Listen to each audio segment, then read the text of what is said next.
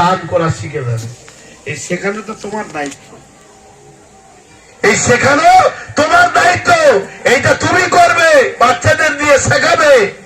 আল্লাহ রসুল কত সুন্দর করে বললেন আমাদেরকে দান করবে ওদের হাত দিয়ে। কেন?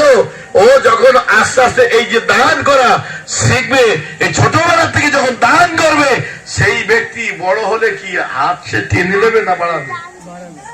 কি বলে? হাত বাড়াবে না। এই জন্য হাত বাড়াবে, ওকে দান করানো শেখাতে হবে। এই জন্য আল্লাহ রসুল সাল্লাল্লাহু আলাইহি ওয়াসাল্লাম সাহাবীদেরকে লক্ষ্য করে বললেন, সাহাবীরা যখন কোন মানুষ অভাব হয়, বলছে এই অভাবের সময় দান করার কথা বেশি বলা হয়েছে। কেন? অভাবের সময় দান বেশি করো, আর যখন রোগগ্রস্ত হও, বিপদ আসে, তখন আল্লাহর ইবাদত বেশি করো।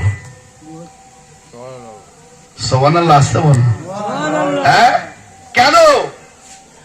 তোমার যখন বিপদ এসেছে, এই বিপদের মাঝখানে তুমি যখন দুফোঁটা চোখের পানি ছেড়ে যখন আমার আল্লাহর কাছে সেজদা দেবে, আমার আল্লাহ তোমার ওই সেজদায় রাজি আর খুশি হয়ে গিয়ে তোমার সমস্ত বিপদ থেকে আমার আল্লাহ হেফাজত করবে। আর দান যখন করবে, অভাবের সময় বেশি দান করো। কেন? যদি তোমার ঘরে বরকতটা বাড়াতে চাও।